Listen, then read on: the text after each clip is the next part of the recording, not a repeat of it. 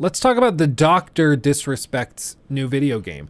For those of you not aware, Dr. Disrespect is making his own video game. It's like a thing he's been doing as a passion project for a while. He's not like in the day-to-day developing it. He has a company that he co-founded. It's a whole thing.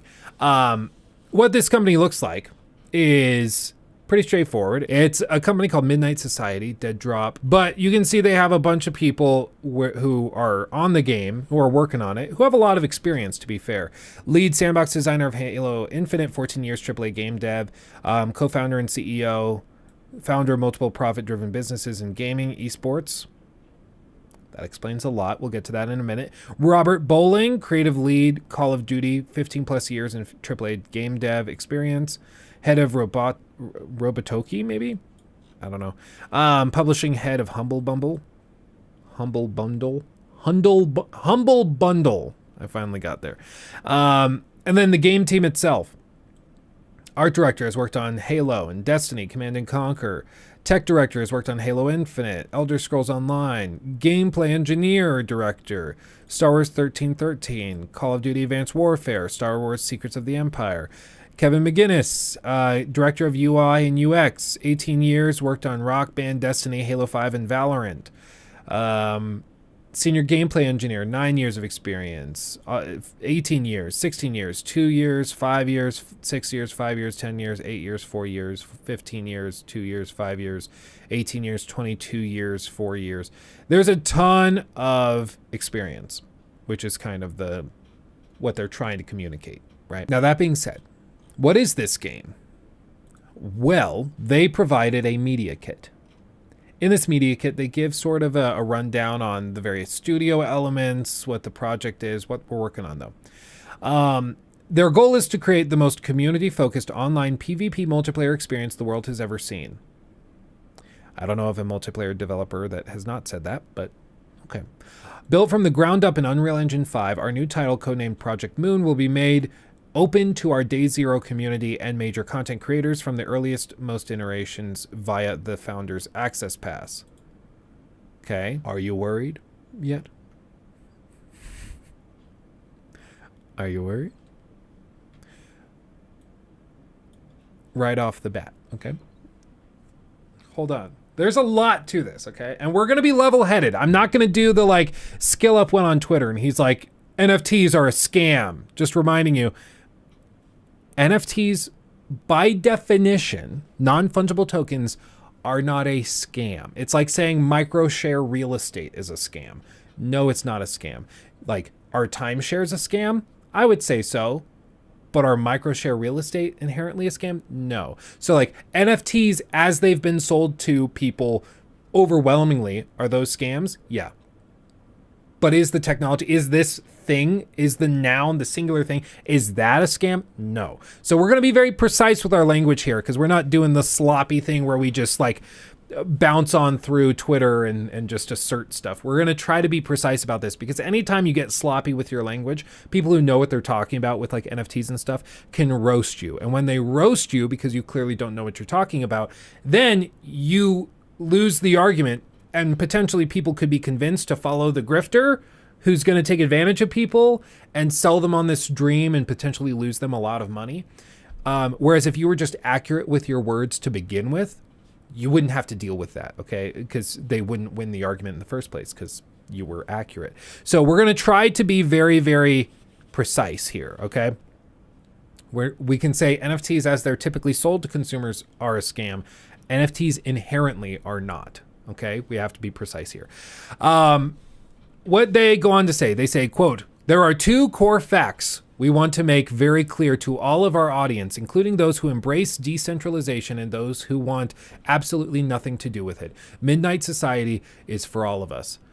First and foremost, I mean, my feeling when I read this, it's the same exact feeling I had when I read Troy Baker's NFT thing for the voiceover. They were going to use like AI to replicate voice actors' voices, and they must have paid him a lot because that would basically make his job obsolete. But when he was asked about it and people were saying like, dude, L take, blah, blah, blah, he just came back and he was like, so do you want to hate or do you want to create? And so everything was framed around, yeah, oh, do you embrace it, or are you actually just like a stuck up piece of crap? So when they're like, for those who embrace decentralization and those who want absolutely nothing to do with it, it's like, you're kind of poisoning the well a little bit, but okay, whatever. Going on, what that means is that at no point you will be limited from playing or enjoying our game because you choose one path or another. If you want to have a completely centralized account, play the game, unlock items tied to your account which you use, and enjoy as you normally would, that's completely fine. If you want to have a decentralized account where you are the custodian of everything you own and able to sell them outside Midnight Society on the open market, you are free to do so. Now, here is where it gets really interesting. What if you're a user who has no understanding or interest in decentralization, and you choose to have a traditional centralized account, and over the course of the next several years, you unlock hundreds of items that you've enjoyed in game, but the time comes that you want to recoup your investment and sell some of your items. Because we track all entitlements of the centralized account, we can easily transfer ownership of all of your items to you, and you are free to sell them in or outside of the Midnight Society ecosystem. The most important aspect of adapting new technologies and approaches is to leave the choice in the hands of the player. End quote. So their whole pitch, okay, if you're not tracking, the whole pitch is that you'll be playing the game. There will be like cosmetics. Imagine like a very unique gun skin. Okay, there's only 10 of these that exist. And you love that skin. You've been playing the game for 2 years, and then you decide, I'm starting to get burnt out, or I hit financially hard times. They say you'll be able to take that skin and sell it through the open market that they will provide or make available to you to sell this NFT, this digital asset, to somebody else for real money. And you can either do that or you don't have to do it at all. It's completely up to you. Okay. They are not going to limit you. This is at the very end of their little presentation. Now, Dr. Disrespect has shown the game, so we're going to actually look at the game here, and I'm going to show you what the game looks like. So the idea in concept is not horrible. You're like, okay, yeah, would it be cool if I was playing a game? Like, say I've played a lot of Apex. I have a couple of skins in Apex that I love dearly that are really cool. Wouldn't it be cool if like a really rare legendary skin you could just sell? Maybe sell back to the devs or sell back to somebody else who just wants to get it for $5 or $10 or $20 or $100, whatever it is. Is that cool in concept? I guess, yeah. I mean, I guess, sure. But is that actually possible? That's the bigger question. So, here are some tweets that we will reference. So this was the first thing that kind of got it going. Imagine trying, this is from Dr. Disrespect, imagine trying to extract, this is for his game specifically. So you're playing the game, you grab assets and loot, and then you need to extract. You try to extract with an item you discovered worth $100,000 on the chain, the blockchain. Ooh, it's cool. Think about the entertainment value as a viewer, let alone the player. A new PvP experience is upon us. The concept of digital collectibles in an online game is so exciting to me, especially in extraction type of game. People saying scam and ugh are just brain dead headline followers. Same people that spend a ton on skins for annual release game. Same skins everyone has too. So let's break this down and be very, very fair. Okay. Let's try to be as level-headed with this as we can. Because there were some other tweets like this one that SkillUp sent out, which I want to be clear why I kind of have a problem with the way SkillUp approached this. It's mainly that this is just very sloppy language, okay? It's something that people will agree with, but the point is NFT practitioners and salesmen will take this as an example of somebody who doesn't know what they're talking about, and then they're going to go to people who are liable to being convinced and point out, see, SkillUp, who's hating on it, doesn't actually know what he's talking about. Therefore, you're just buying into the headline, dude. There's actually a lot here that even these big YouTubers don't know about, and they're just hating on it for clicks, for easy engagement. So you have to be very precise. What he says is every day is a good day to remind you that NFTs are a scam. NFTs have no place in video games. The lies that games will be more fun and players will be wealthier as a result of NFTs is propaganda pushed by investors to try to trick people into buying into their scam. So again, like the whole thing and point of clarification, I think this is the part that I find very sloppy.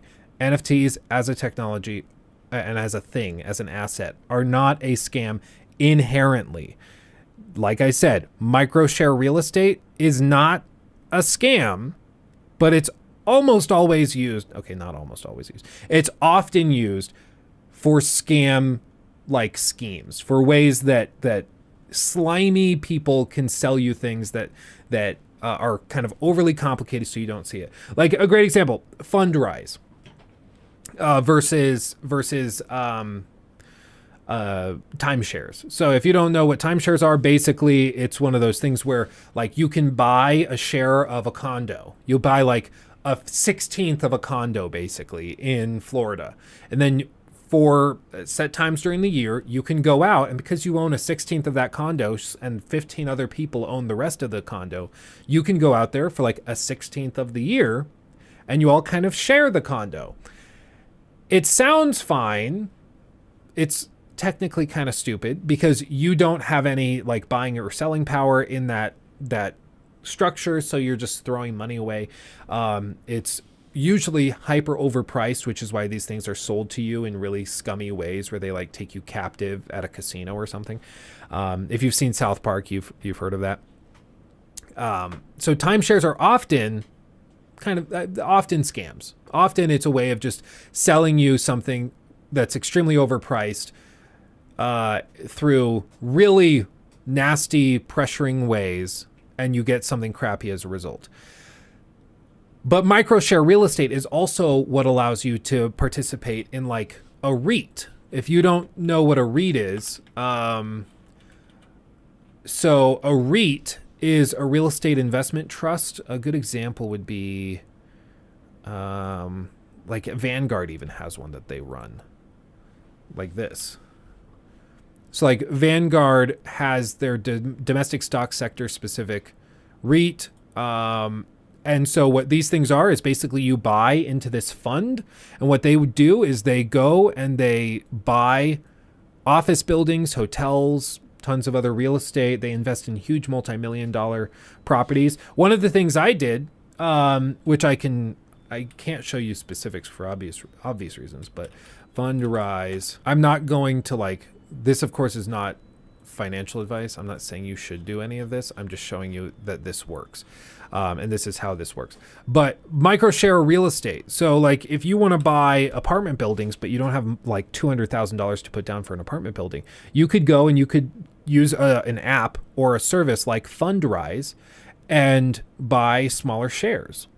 So what you can do is you put in like $1,000 and then you own a share of this $24.5 million industrial complex. And it's all managed by this company, so you don't have to deal with it, right? So microshare real estate is not a scam, but this is the same basic system that allows timeshares to work. But you're not going to say microshare real estate is a scam. You're going to say timeshares are a scam.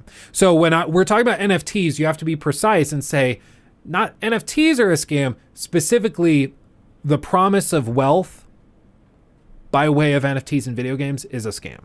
That whole thing is built on sort of speculation and assuming that things will just magically materialize into very expensive, high worth items. That stuff is built on deception. At the very least, it's built on irresponsible speculation on the part of the devs, suggesting that this type of thing will happen. So when I say that I find the statement NFTs are a scam sloppy, that's what I'm referring to. Okay. I agree that NFTs are not something you should be buying or engaging with, but I'm not going to just sloppily say, oh, it's a scam because it's a scam. Like, no, we got to be a little more precise with that. With regards to this statement from Dr. Disrespect, what I want to be clear with here, I agree with a lot of what he says here. Okay. Imagine trying to extract with an item you discovered is worth $100,000. Think about the entertainment value, let alone to the player and to the audience. A new PvP experience is upon us. Now, put yourself in that position. If you're playing a game, let's just take it like super bare bones, super basic. You're playing a game, and at some point you realize, if I extract and I'm successful in this game, like if I accomplish the objective, I will get $100,000. Your heart's going to race. The entertainment value is going to be crazy. Everybody's going to be freaking out in chat. Yes, that would be awesome. That's something we already have. It's called like a tournament. You can play in a Call of Duty tournament, a Fortnite tournament, a Rainbow tournament, any of those tournaments where there's a grand prize if you win. So you get to the final match, and whoever wins this match gets the $100,000 jackpot. Players do experience this, right? You can experience it. What he's pitching is that everyday players could experience this, even ones that technically aren't that good at the game, right? Because it's going to be based on drop rates. So somebody who's terrible at the game could get a random drop worth $100,000, and they would have this feeling. Cool idea. Here's the question, though. Kind of like Pokemon cards, yeah. Well, and Forum, you're picking up on it. You don't get to just assume this part. Worth $100,000 on the chain. NFTs, and as a result also crypto, pretty much any non-fungible token, all of them do not have inherent value. Okay, Warren Buffett's talked about this before, where he said you can tell the worth of a financial instrument based on whether or not it would be worth anything if you were banned and barred from trading it. He said that's how you tell the difference between a speculative asset and then one that has actual financial value. In other words, like if I buy a share of Self, which is SELF, it's like a small real estate investment trust which buys up storage units and like personal storage cubes, like the Cube Smart locations. You know, they buy up a bunch of those in the East Coast, in the Midwest a little bit. It's sort of a niche company, but you buy the share for like $4 a share. You buy a bunch of the company. If I'm not allowed to trade that and sell it for $6 tomorrow, if I'm not allowed to sell it at all, I'll still be making money because they'll still be paying out dividends. I'll still be making money on that investment because I'm buying a business that's generating money, right? So I constantly am getting value. And if you set it, so like right now, I own some shares of that in one of my retirement accounts. If I'm not allowed to sell that company for 20 years, I'm okay with that. I have no problem with that. Yeah, no, it's still going to be generating money. I just reinvest the dividends. It'll just build and build, and we'll just move on. And in 20 years, I can think about selling it, but I don't want to sell it anyways. With NFTs and crypto, the moment liquidity drops, the moment you're no longer able to just sell it willy-nilly, the value plummets, right? And that's what we saw with the collapse of FTX. When people couldn't sell their assets anymore, everybody did a run on the banks, basically. Everybody freaked out, wanted to pull all their money out because the moment that the trading doesn't work, you're not playing ball anymore. The whole thing falls apart.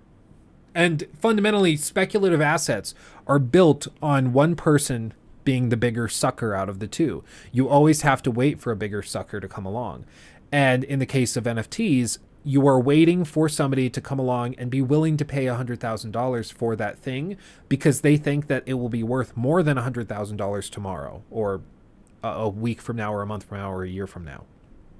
Even though it's not creating value, the only potential value would be perceived value as tied to it through rarity or through adjacency to, say, a streamer, somebody famous. So like if Dr. Disrespect played the game and got this weapon in the first match of this game, and the game ends up blowing up and being huge, it's the next Fortnite, the next Call of Duty somehow. And then that one weapon skin is so unique and so famous and well-known and beloved that that thing is worth $1 million.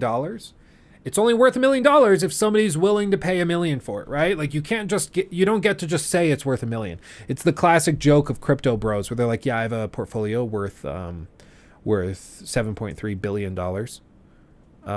It's of this coin that I invented. and I set a value of $10 per share, or per coin. So I'm a billionaire. It's like, well, call me when you get somebody to buy it from you for $7 billion, right? Or you pay a bunch of influencers to create rarity or value. Well, and that's why you saw so many celebrities going in and promoting NFTs. That's why you saw all of this stuff, because that's really the only way you can create value, is by creating demand. But right now, NFTs have such a terrible reputation and such a stigma around them that people are blindly saying that they're scams, even though that's not inherently true. It's like non-fungible tokens as a concept. Sure, it's kind of cool. Like you could have a maybe if it's something like Kerbal Space Program, you could have an NFT, a non-fungible token tied to a ship that you build, and that ship you build, you could then sell on a market for $2 a piece and trade it that way. Like that is a useful way to apply the technology. One of the other things is tied to like music licensing or to artwork, things like that.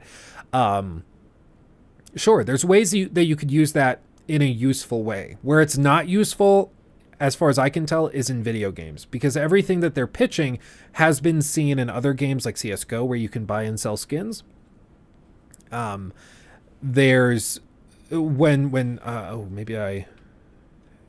here, perfect.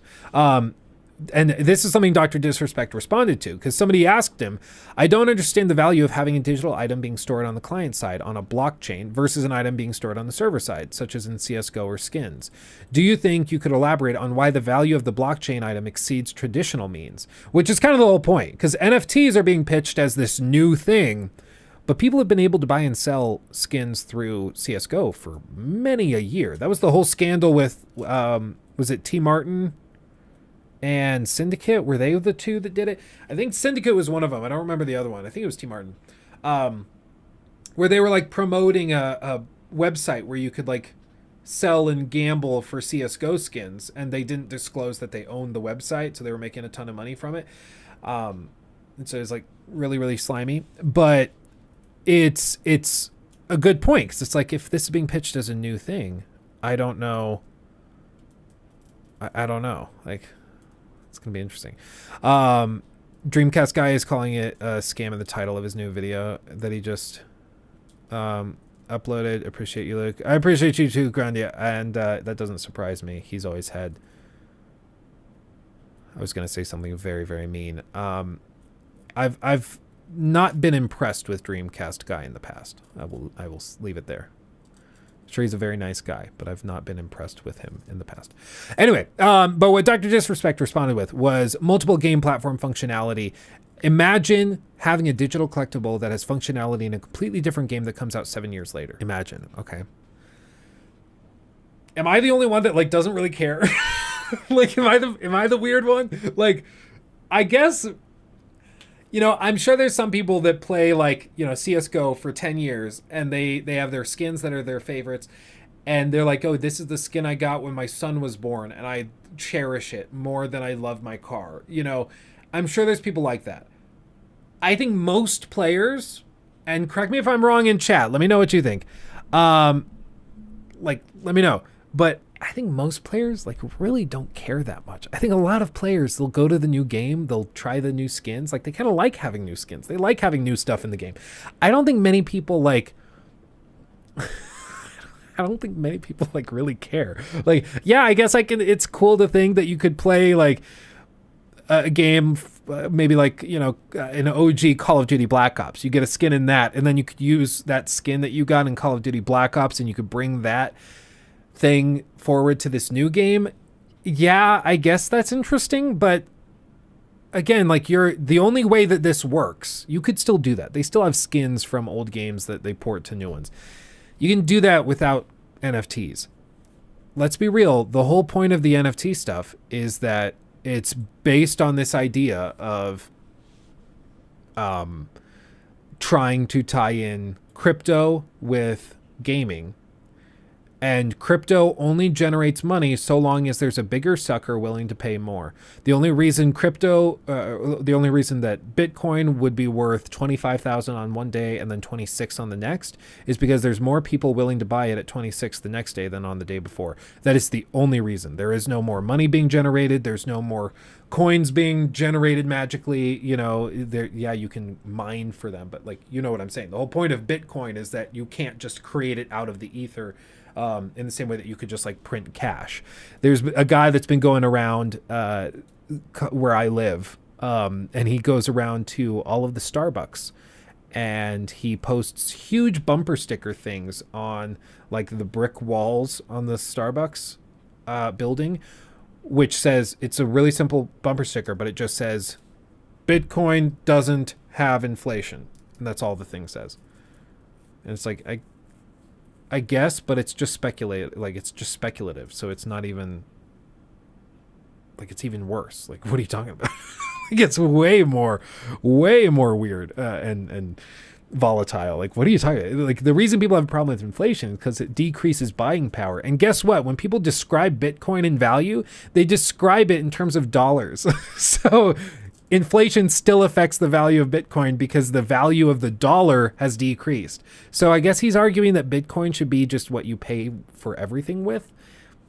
Maybe, I guess that's what he's probably arguing with or arguing for, but let's just be real. That's not going to happen. Can you imagine if President Biden comes out one day, really disheveled and he's not having a good day. He comes out in his underwear and he's just I've decided to make Bitcoin the official currency of the United States. I love America. And he walks back inside. He couldn't even do that if he wanted to. It's ridiculous. Oh man, whenever somebody has the picture of the ape, I'm just, oh man, I stop taking you super seriously. Let's see, to name an easy few of things, benefits that crypto offers: ownership. When you buy an NFT's digital item, you're free to transfer, sell, rent, whatever you want without the permission of any middleman. Transparency keeps devs honest. The world can easily prove what exists on the blockchain. And interoperability. If you build a new game, let your users bring their items like skins to it. Okay. Yeah, CSGO skins allegedly worth millions. Stolen with help from Steam support staff. Oof. Yeah, I mean, if you ever were interested in this, if you've never heard of this stuff, look at what they're listing here. They have these different items that are listed with different values. So this gun skin is allegedly worth 215 pounds. The reason I say allegedly is because it's only worth this if somebody's willing to buy it at that price. Otherwise, it's not. And crypto and NFTs and stuff right now, there's no infrastructure like a Robinhood or a Fidelity or TD Ameritrade or any of these companies where they'll float the difference. Because what happens with a lot of investment firms is if I go right now and I have, say, let's just say I have I don't know, a share of Apple, and then I want to sell the share of Apple right now, instantly, I'll hit sell. Realistically, Robinhood can just give me my money I sold it, and then they'll sell it in 50 milliseconds or in 2 seconds, in 10 minutes, whenever it's more advantageous. Basically, they bought it from me, and then they use their supercomputers to wait for the prime time to sell it, where they can make pennies on the dollar or pennies on the cents, microcents, basically, and they make profit from that. So you got your money back. You sold it, but Robinhood might have traded it 5 times in between it landing at another person. But that's because they know there will be people coming to buy that share again in the future. With skins, I don't think you get to assume that. But I mean, then again, this is a whole whole industry is CSGO skins. It's actually insane. So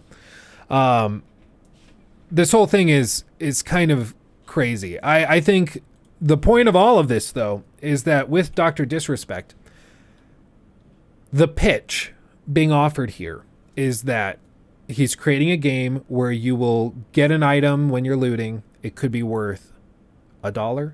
The item could be worth $100,000. But that will totally change the stakes involved with the game. And what this means is that presumably he's hoping that people will hop on and will play the game hoping to get one of these items. But again, value doesn't just appear. The only way value is created, again, for NFTs, for non-inherently valuable items and financial instruments, is if somebody is willing to come and pay that price. And unless somebody's willing to come and pay the price, it's not actually worth it. You can put whatever number you want here, but if you can't sell it, it's worth zero. I sold, or tried to sell, an apartment building for a guy back when I was in real estate, and he notoriously had really disgusting buildings. He let bed bugs go rampant. He would not clean out units. He didn't believe in fixing anything. So it was always, the buildings were falling apart when he decided to sell stuff. And I had buyers that would come in, and I'd cold call them, and I'd be like, hey, I've got this building over here. It's this many units. It's 2 bedrooms. You know, it can, when fixed up and running optimally, it can cash flow at this rate. You'll get an internal rate of return at this. You'll get a, you'll get all of your numbers will look like this. I can break it down in excruciating detail, and they're like, awesome, I love it. Who's the current owner? And I would tell them the name of the guy, and they would go, yeah, I've heard stories of how hard it is to fix up that guy's stuff. I'm out. And they'd walk away. They walk away. They weren't interested. So even though this owner had something that was on paper worth like $3.5 million, he couldn't get anyone to buy it. And for him, it was just because he had a bad reputation, because people knew that his buildings were crap because he ran them so poorly. And with NFTs, I would say NFTs have a much worse reputation, and NFTs don't inherently generate revenue. Eventually, that guy's buildings did sell to somebody who was hardcore, can't say anything too specific, might have straight up killed somebody. We're not really sure. It was very sketchy, and I would probably believe it if it were true. But like a hardcore dude, and he came in, and he's like, yeah, I don't care. Okay, we'll fix it up. We'll figure it out. And he just came in and he took it, and he's making tons of money on that. But that's because that building is a little business. It generates revenue by itself. NFTs don't do that. You're just hoping. It's like, how does this make money? Well, trust me, bro. How will this be worth more tomorrow than it is today? Why am I going to be able to get 100 grand for this? Well, because it's going to be really rare. Okay, but just because it's rare doesn't mean that there's demand. Who's demanding this? Who wants to spend $100,000 of real dollars for this thing? Don't worry, they're out there, dude. Trust me, bro. Doesn't really make sense. Doesn't really work. So, and then you tack on all of this. So the premise or the point of all of that is that while this sure makes sense, just like in the vacuum of looking at it with saying that, yeah, it's compelling to think that you could be playing a game, and then if you are successful in that game, you will be rich. That's true. But that's true of game tournaments. That's not true just of this. You know, that's true of everything. So it's not inherently tied to NFTs. And even then, I don't believe that NFTs will offer this, because it's only worth 100,000 if there's a sucker willing to pay 100 grand for it, not just whatever you say and list on the item description of what it's worth. And I don't think they're going to be able to get there. So I don't buy this. I like the idea, sure, but I don't think NFTs offer this at all. Now, he did play the game. He did play the game to show us what it looks like, and it is a work in progress, but we'll just take a peek at this briefly. He played it for about half an hour. I'm not going to go through the whole thing, but I'll show you what he showed and what it looks like, so you can make your own judgment as to whether or not this game is going to be so huge that it will have $100,000 assets and things. I just sprinted from the front row of the arena because Alex said you were giving out free Ethiopian poisonous cattle. No, I'm not, right?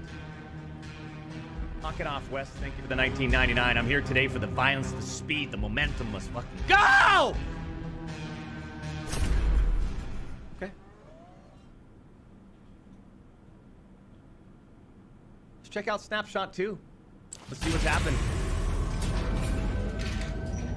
Let's see what has happened. Oh, look at this weapon.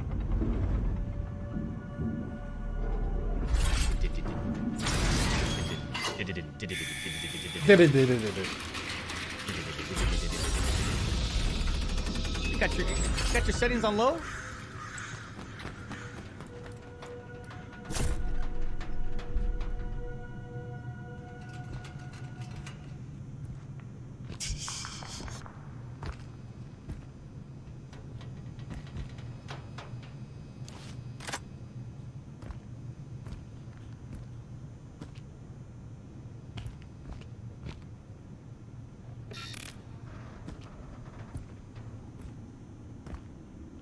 I want you to kind of feel the atmosphere out, though. You know, just keep an open mind. Feel like it. Jean-Claude Van Damme says in Bloodsport when he's talking to Shidoshi. You gotta keep an open mind. But you're not a Tanaka. You have so much to teach.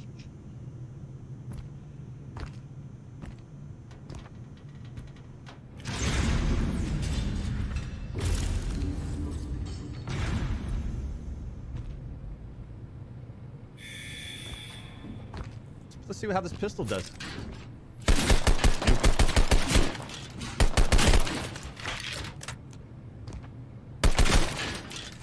It's early.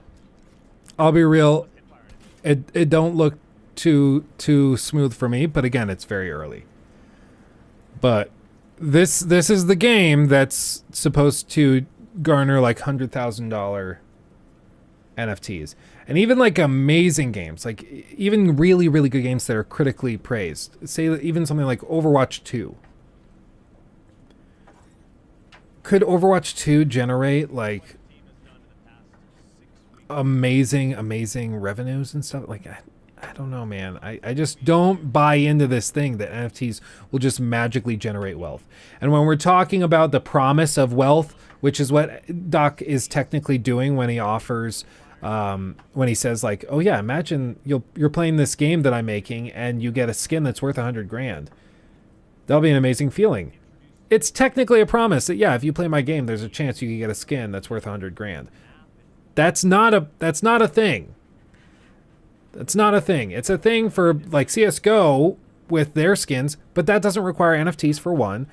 And two, it also is fraught with all sorts of issues and problems like the story we just read, where it's like people are breaking in and stealing it. Imagine hackers. Imagine the sheer level of hacking and stuff that will happen if skins that are worth that much money get involved. Like, I can't even imagine. I don't want my kids to have to worry about finance when they want to play a goddamn game. I hate this stuff. Yeah, I just think like either it's a conscious decision to try and financially drain your fans who will want to play the game and like are willing to buy into this, or it's just like kind of a soft-brained like stupid decision. Like I think Doc seems like a really, really smart guy, so I don't think that he's not thought this through.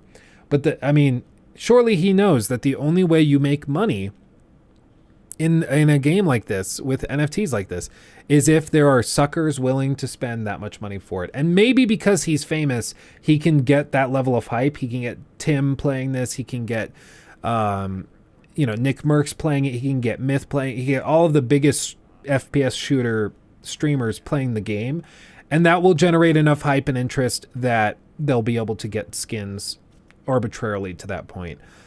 I just don't believe that it will do it, because I've seen even really popular games that don't pull that type of thing off. And NFTs as a concept right now have such a negative impression that I don't know if it's ever going to happen.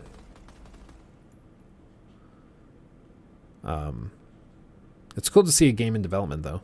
I'll give them that. It's kind of fun to see. What are you going to do? It's just, it's something we'll have to wait and see. We'll have to see if they can pull this off. But I would put a lot of money, not NFTs.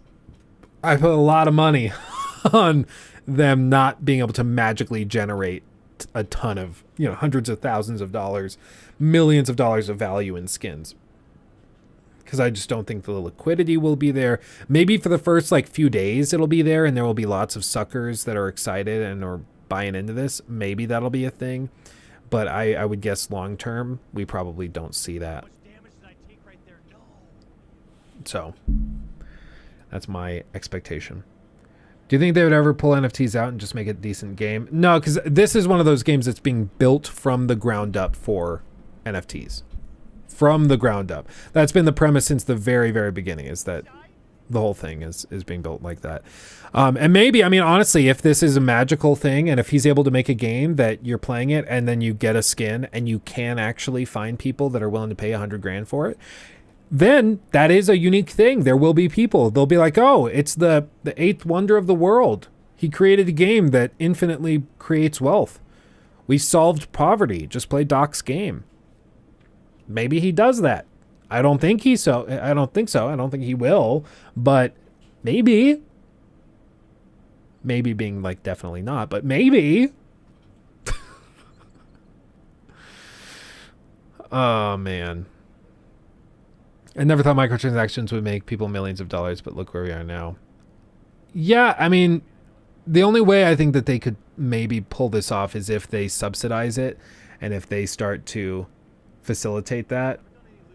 But that's going to cost so much money that I don't think they can. You know, I would guess that this probably comes out with Doc, and it's something where even if, like, let's just play the hypothetical, even if the game is tremendous, like the game is really, really good. It's the best extraction shooter ever. It's just amazing. Even then, that niche is a little smaller. I don't think you'll have 1 million live concurrent players. I think like you might have a few thousand or 10,000 or something on a good day after launch. And I just don't think that you'll have people that are willing to just throw their, like, take a second mortgage out on their house to pay for a skin. Because again, the players in theory are not the ones that will be buying this stuff and trading it.